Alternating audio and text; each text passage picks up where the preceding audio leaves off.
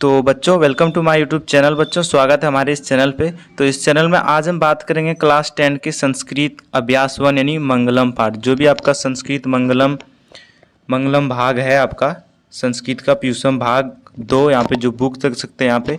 आज का इस फर्स्ट अभ्यास का हम क्वेश्चन स्टार्ट करेंगे। बहुत ही वीवीआई क्वेश्चन है, तो चलते हैं अपने क्वेश्चन के ऊपर बिना समय व्यर्थ किए।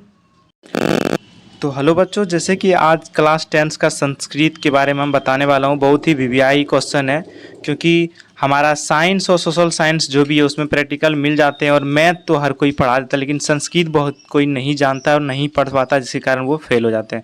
तो आज का वीडियो होगा संस्कृत के कुछ क्वेश्चन के बारे में। तो बच्चों आप लोग ध्यान से देखेंगे। तो चलते हैं अपने क्वेश्चन के बारे में, ठीक है बच्चों। तो फर्स्ट क्वेश्चन क्या है? फर्स्ट क्वेश्चन है हमारा, मंगलम पाठ में कितने मंत्र हैं? ठीक है बच्चों, मंगलम पाठ में कितने मंत्र हैं? तो आपके ऑप्शन है चतुआरा। चतुआरा यानी बच्चों इसका 4, पंच मतलब 5 होता है, और सप्त मतलब 7 होता है, और 8 मतलब 8 होता है। अब ये संस्कृत है बच्चों, आप लोग ध्यान से देखेंगे, ठीक है। तो मंगलम पाठ में कितने मंत्र हैं? तो ये जो भी बच्चे हमारे बी नंबर ऑप्शन दे रहे हैं 5, यानी इसका आंसर हो जाएगा बी नंबर। जो भी बच्चे हमारे 5 को दे रहे हैं आंसर, बिल्कुल सही जवाब है, ये हो जाएगा 5 मंत्र है, ठीक है बच्चों। तो चलते हैं नेक्स्ट क्वेश्चन की ओर। हमारा 2 नंबर क्वेश्चन कर रहा है कि सत्य का मुख किस पात्र से ढका हुआ है? ठीक है, तो सत्य का मुख किस पात्र से ढका हुआ है? हिरण्मय पात्रेण, मृण्मयी पात्रेण, रजतमय पात्रेण और ताम्रमय पात्रेण। तो बच्चों संस्कृत एक ऐसा भाषा जिसको क्लियर बहुत ही लोग नहीं पढ़ पाते, इसी कारण कुछ दिक्कत है। अगर क्वेश्चन में कहीं गलती भी हो जाए तो क्षमा कीजिएगा, लेकिन ये क्वेश्चन बहुत ही सटीक है। तो ठीक है, इसका आंसर जो भी बच्चे हमारे ए नंबर दे रहे हैं यानी हिरण्मय पात्रेण को, बिल्कुल सही जवाब है, क्योंकि सत्य का मुख हिरण्मय पात्रेण से ढका हुआ है, ठीक है बच्चों। तो चलते हैं अपने नेक्स्ट क्वेश्चन की ओर। अब चलते हैं, आइए नंबर 3 नंबर, ठीक है। तो 3 नंबर क्या बोल रहे हैं? सत्यमेव जयत किस उपनिषद के मूल मंत्र है? ठीक है, मूल मंत्र है। सत्यमेव जयत किस उपनिषद के मूल मंत्र है? तो जो भी बच्चे हमारे 3 नंबर दे रहे हैं मुंडकोपनिषद, ठीक है। जो भी बच्चे हमारे सी नंबर लगा रहे हैं मुंडकोपनिषद, बिल्कुल सही जवाब है, क्योंकि सत्यमेव जयते इसी उपनिषद का मूल मंत्र है मुंडकोपनिषद, ठीक है बच्चों। तो चलते हैं अब नेक्स्ट क्वेश्चन की ओर। हमारे क्वेश्चन नंबर 4 में क्या कह रहे हैं? हिरण्मय पात्रेण, कुछ खाली स्थान है, दृश्य इस मंत्र किस उपनिषद से उद्धृत है? ठीक है बच्चों, तो ये हमारे ऑप्शंस कुछ इस तरह है, ईश्वावास्योपनिषद और मुंडकोपनिषद, कठोपनिषद और श्वेतरोपनिषद, ठीक है बच्चों। तो ये कुछ ऐसे भी शब्द जिसको कि बोल नहीं सकते हैं संस्कृत में, कुछ ऐसे भी शब्द हैं, ठीक है बच्चों। तो यहाँ पे हमारा 4 का आंसर हो जाएगा 1। जो भी बच्चों हमारा ईशावास्योपनिषद पे दे रहे हैं 1 नंबर, बिल्कुल सही जवाब है, ठीक है। ये हमारा 1 नंबर सही जवाब है, ठीक है बच्चों। तो चलते हैं अब नेक्स्ट क्वेश्चन की ओर। तो नंबर 5, ठीक है। तो यहाँ पे आ रहा है कि महान से भी महान क्या है? तो महान से भी महान क्या है? आत्मा, देवता, ऋषि या दानव? तो बच्चों इसका आंसर, आपका सटीक आंसर हो जाएगा बच्चों ए नंबर, क्योंकि महान से भी महान आत्मा है, ठीक है। आत्मा है, महान से भी महान क्या है बच्चों? आत्मा है, ठीक है बच्चों। तो चलते हैं अब नेक्स्ट क्वेश्चन की ओर, जल्दी जल्दी से खत्म कर लेते हैं इस टॉपिक को, तब नेक्स्ट टॉपिक में और भी संस्कृत के दूसरे पार्ट लेके आप सबों के बीच आएंगे, ठीक है। तो यहाँ पे हमारा क्या दिया हुआ है? देवरूपी शस्त्र क्या होता है? ठीक है, देवरूपी शस्त्र क्या होता है? ये होता है अनित्य, निरित्य, कृत्य या भृत्य, ठीक है। तो जो भी बच्चे हमारे बी नंबर दे रहे हैं नृत्य क्यों, ठीक है, बी नंबर दे रहे हैं, बिल्कुल सही जवाब है। देवरूपी शास्त्र यही है, क्योंकि नृत्य ही देवरूपी शास्त्र होता है, ठीक है बच्चों। तो चलते हैं नेक्स्ट क्वेश्चन की ओर, नंबर 7, ठीक है। तो यहाँ पे बोल रहे हैं यह संपूर्ण संसार किसके द्वारा अनुशासित है? यानी ये संपूर्ण जो भी संसार है ये किसके द्वारा अनुशासित, यानी कौन इसको चलाता है? आत्मा, परमात्मा, साहित्य, कोई नहीं, ठीक है। तो जो भी बच्चे हमारे ऑप्शन बी को दे रहे हैं परमात्मा, बिल्कुल सही जवाब है, क्योंकि परमात्मा ही हमारे ये पूरे संसार को चलाते हैं, ऐसे हमारे संस्कृत में माना गया है, ठीक है बच्चों। चलते हैं नेक्स्ट क्वेश्चन की ओर। अब क्वेश्चन हमारा 8 है, ठीक है। तो 8 में क्या बोल रहे हैं? मंगलम पाठ में कैसे मंत्र संकलित है? यानी मंगलम पाठ में कैसे मंत्र संकलित है?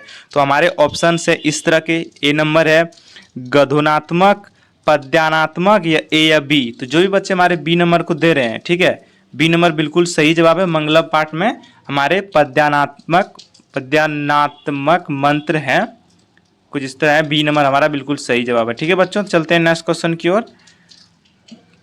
अब क्वेश्चन नंबर हमारा होगा 9। ठीक है, तो हम क्वेश्चन नंबर 9 आ चुके हैं। ठीक है, तो इस क्वेश्चन को क्या बोल रहे हैं थोड़ा हम पढ़ लेते हैं। मंगलम पाठ का प्रथम मंत्र किस उपनिषद से लिया गया है? ठीक है, मंगलम पाठ का जो प्रथम मंत्र है वो किस उपनिषद से लिया गया है? ठीक है, तो आपके ऑप्शन है कठोपनिषद, मुंडकोपनिषद, ईशावास्योपनिषद, श्वेतोपनिषद। ठीक है बच्चों, तो इसका आंसर आपको हो जाएगा सी नंबर हो जाएगा। ठीक है, ईशावास्योपनिषद से लिया गया, इसका आंसर सी नंबर हो जाएगा। मंगलम पाठ के प्रथम मंत्र कौन से हैं? तो ये हमारे सी नंबर आंसर हो जाएंगे। ठीक है, तो चलते हैं नेक्स्ट क्वेश्चन की ओर। Question number 10। ठीक है, तो क्वेश्चन नंबर 10 में हमारा क्या बोल रहा है कि मंगलम कहाँ से संकलित है? तो मंगलम कहाँ से संकलित है, ये हमारे क्वेश्चन नंबर हो जाएगा सी, क्योंकि ये उपनिषद से ही लिया गया है। मंगलम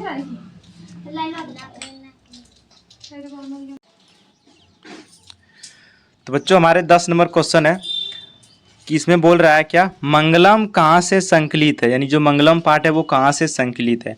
तो ये हमारे ऑप्शन से देवों से, पुराणों से, उपनिषद से, वेदांग से। ठीक है, तो जो भी बच्चे हमारे सी को लगा रहे हैं उपनिषद से, बिल्कुल सही जवाब है, क्योंकि मंगलम पाठ उपनिषद से ही लिया गया है। तो चलते हैं क्वेश्चन नंबर 11। ठीक है, तो क्वेश्चन नंबर 11 में क्या कह रहा है, किसकी विजय नहीं होती है? तो आपके ऑप्शन है ये सत्य, असत्य, धर्म या सत्य और असत्य दोनों का। तो ये तो बहुत ही इजी क्वेश्चन है, जो भी बच्चे हमारे असत्य को दे रहे हैं बिल्कुल सही जवाब है, क्योंकि ये बी नंबर हमारा हो जाएगा। ठीक है, तो चलते हैं अब क्वेश्चन नंबर 12। तो इसमें क्या बोल रहा है, ध्यान से देखिएगा थोड़ा। क्वेश्चन नंबर 12, वेदा हेमतम पुरुषम महानतम, खाली स्थान है, विद्वेत आनायाम मंत्र किस उपनिषद से लिया गया है? तो आपके ऑप्शन से कठोपनिषद, श्वेतावस्त्रोपनिषद, मुंडकोपनिषद और ईशावास्योपनिषद। तो जो भी बच्चे हमारे इसका आंसर बी को दे रहे हैं बिल्कुल सही जवाब है, क्योंकि यह हमारा इस जगह जो खाली स्थान, ये बी नंबर यहाँ पे जो भी है वो इस जगह भराएगा। ठीक है, तो चलते हैं अब नेक्स्ट क्वेश्चन की ओर। हमारा क्वेश्चन नंबर 13। ठीक है, तो ये भी जितने भी क्वेश्चन है बहुत ही वीवीआई आपके एग्जाम में पूछे जा सकते हैं, तो आप लोग ध्यान रखिएगा एक बार जरूर। ठीक है, चलते हैं आगे। अपोनियान महतो महियानत, ये हमारा श्लोक है, मंत्र किस उपनिषद से लिया गया? ठीक है, ये आपका चैप्टर नंबर, संस्कृत का चैप्टर नंबर 1 का श्लोक है, जो कि बहुत ही इंपॉर्टेंट है। ये आपका बहुत ही वीवीआई क्वेश्चन इंपॉर्टेंट है। ठीक है, ये आपको एग्जाम में पूछ भी सकता है, क्योंकि ये आपको हम 90% चांस है कि एग्जाम आपको 10th एग्जाम में पूछ सकता है इस बार। ठीक है, तो आपका इसका आंसर हो जाएगा कठोपनिषद। ठीक है, एनोनियान महतो महियाना, ये डॉट जो भी इसके बीच में ये मंत्र कठोपनिषद से लिया गया। ऑप्शन नंबर आपका बी सही जवाब है। ठीक है, तो जो भी बच्चे हमारे बी को दे रहे हैं बिल्कुल सही जवाब, और ये बहुत ही इंपॉर्टेंट क्वेश्चन है। तो चलते हैं नेक्स्ट क्वेश्चन की ओर। क्वेश्चन नंबर अब 14 आ गया। ठीक है, तो इसमें बोल रहा है उपनिषद में किस महिमा का वर्णन किया गया है? तो उपनिषद में किस महिमा का वर्णन किया गया है? तो ये आपका जो भी ऑप्शन हमारा परम पुरुष दे रहे हैं, यानी डी नंबर दे रहे हैं, बिल्कुल सही जवाब है। उपनिषद में इसी का वर्णन किया गया है। तो चलते हैं क्वेश्चन नंबर 15। तो क्वेश्चन नंबर 15 है, किसकी जय होती है? तो किसकी जय होती है, सत्य की, असत्य की, क्रोध या मोह की? तो वहाँ पे अपने क्वेश्चन नंबर शायद 12 या 13 में दिखा था किसकी विजय होती है। ठीक है, तो आपको यहाँ पे किसकी जय होती है, तो हमारा हमेशा ही सत्य की जय होती है। तो हमारा एक क्वेश्चन नंबर इसका 15 का 1 नंबर बिल्कुल सही जवाब है। ठीक है, चलते हैं क्वेश्चन नंबर 16। उपनिषद की संख्या कितनी होती है? तो ये हमारा बहुत ही वीवीआई क्वेश्चन है, क्योंकि ये हमारे बहुत ही कॉम्पिटेटिव एग्जाम में पूछे गए हैं, बहुत बार क्वेश्चन पूछे गए हैं। ये हमारा 2015 में पूछे गए हैं, और 17 में भी ये क्वेश्चन पूछे गए हैं, और शायद 18 में भी पूछे गए हैं, तो आपको भी पूछ सकता है। ये भी इसका आंसर हो जाएगा बी, क्योंकि 108 उपनिषद है। ठीक है, उपनिषद की संख्या कितनी है? तो उपनिषद की संख्या 108 है, तो 16 का हो जाएगा बी नंबर। ठीक है, 16 का हो जाएगा बी नंबर। तो चलते हैं अब नेक्स्ट क्वेश्चन की ओर 17। ठीक है, बहती नदी कहाँ मिलती है? बहती नदी कहाँ मिलती है? तो आपके ऑप्शन है सरोवर, नदी, समुद्र, तालाब। ठीक है, तो हमारे ऑप्शन हो जाएंगे सी, क्योंकि ये बहती जितना भी नदी हमारा सब जाके समुद्र में ही मिलती है। ठीक है, तो चलते हैं नेक्स्ट क्वेश्चन की ओर। तंतु की हृदय रूपी गुफा को क्या, मतलब गुफा में क्या स्थित है? तो आपके ऑप्शन से आत्मा, शरीर, देवता, राक्षस। ठीक है, तो जो भी बच्चे हमारे क्वेश्चन नंबर 18 का आंसर ए दे रहे हैं, बिल्कुल सही जवाब है, क्योंकि तंतु के हृदय में आत्मा ही वास करती है। ठीक है, इसका आंसर हो जाएगा ए, आपका बिल्कुल सही जवाब है। ठीक है, तो चलते हैं नेक्स्ट क्वेश्चन की ओर। अब चलते हैं 19 नंबर। ठीक है, तो 19 नंबर क्या है, अणु से छोटा कौन होता है, आकाश, आत्मा, परमात्मा या संसार। तो हमारे अणु से भी छोटा होता है हमारे आत्मा, क्योंकि आत्मा को हम नहीं देख सकते। ठीक है, आकाश को देख सकते हैं, परमात्मा को भी हम महसूस कर सकते हैं, लेकिन देख नहीं सकते। ठीक है, तो इसका आंसर हो जाएगा आपका 20 सही जवाब है, अणु से भी छोटा होता है आत्मा। ठीक है, तो चलते हैं अब क्वेश्चन नंबर 20 पे। देवलोक का मार्ग किससे प्राप्त होता है, तो देवलोक का मार्ग किससे प्राप्त है, आपके ऑप्शन से सत्य, असत्य, क्रोध, मोह। तो जो भी बच्चे हमारे क्वेश्चन नंबर 1 आंसर दे रहे हैं इसका ए, सत्य से, तो वो बिल्कुल सही जवाब है, क्योंकि देवलोक का मार्ग हमारा सत्य से ही प्राप्त होता है। ठीक है, तो चलते हैं क्वेश्चन नंबर अब हम 21 की। ठीक है, तो हमारा क्वेश्चन नंबर 21 आ चुका है। देखिए, उपनिषद किसका अंग है, उपनिषद किसका अंग है, गीतों का, रामायण का, वैदिक वाग्या का या दर्शन शास्त्र का। ठीक है, तो जो भी बच्चे हमारे क्वेश्चन नंबर 21 का आंसर सी हो जाएगा। ठीक है, जो भी बच्चे हमारे क्वेश्चन सी लगा रहे हैं आंसर 21 का, बिल्कुल सही जवाब है। ठीक है, तो चलते हैं अब क्वेश्चन नंबर 12। तो हमारे परमात्मा की महिमा का वर्णन किसमें किया गया। ठीक है, तो आपके ऑप्शन हैं कठोपनिषद, ईशावास्यपान, श्वेतावत्रम और मुंडकोपनिषद। ठीक है, तो आपका 22 का आंसर आपका हो जाएगा। जो भी बच्चे हमारे बी को दे रहे हैं बिल्कुल सही जवाब है, इसका आंसर बी होगा। ठीक है बच्चों, तो ठीक है, चलते हैं नेक्स्ट क्वेश्चन की ओर। अब क्वेश्चन नंबर 23 हमारा क्या कह रहा है कि उपनिषद क्या प्रकट करता है, धर्म, कर्म, दर्शन शास्त्र का सिद्धांत या उपदेश। ठीक है, तो जो भी बच्चे हमारे 23 के ऑप्शन सी को लगा रहे हैं बिल्कुल सही जवाब है, क्योंकि दर्शन शास्त्र का सिद्धांत ये हमारे उपनिषद प्रकट करता है। ठीक है, जो भी बच्चे हमारे सी को लगा रहे हैं बिल्कुल सही जवाब है। ठीक है, चलते हैं नेक्स्ट क्वेश्चन की ओर। क्वेश्चन नंबर अब हमारा 24 होगा। ठीक है, तो हम क्वेश्चन नंबर 24 आ चुके हैं। क्वेश्चन नंबर 24 में बोल रहा है ब्रह्मा को प्राप्त करने के विषय में बताया गया है, यानी ब्रह्मा को प्राप्त करने के विषय में किस में बताया गया, किस उपनिषद, यानी कठोपनिषद है, ईशावास्योपनिषद है, श्वेतम है। ये हमारा जो 3 नंबर है, इसको और भी इसे बहुत ही और 2 नाम से जाने जाते हैं। ठीक है, तो आपको इसके ऑप्शन जब भी मिले तो आपको घबराना नहीं है। ठीक है, तो इसका आंसर हो जाएगा 24 का हमारा डी नंबर हो जाएगा, मुंडकोपनिषद। ठीक है, ब्रह्मा को प्राप्त करने का विषय सिर्फ मुंडकोपनिषद में बताया गया था, इसका आंसर हो जाएगा आपको डी नंबर। ठीक है बच्चों, जो भी हमारे बच्चे डी को लगा रहे हैं बिल्कुल सही जवाब। ठीक है, तो चलते हैं हम नेक्स्ट क्वेश्चन की ओर, 25 नंबर। ठीक है, तो सत्य का खजाना कहाँ है, सत्य का खजाना कहाँ है, पृथ्वीलोक में, देवलोक में, नरक लोक में या इनमें से कोई नहीं। तो सत्य का खजाना आपको मिलेगा देवलोक में। ठीक है, जो भी बच्चे हमारे बी को लगा रहे हैं बिल्कुल सही जवाब है, सत्य का खजाना आपको देवलोक में ही मिलेंगे। ठीक है, तो चलते हैं 26 नंबर पे। ठीक है,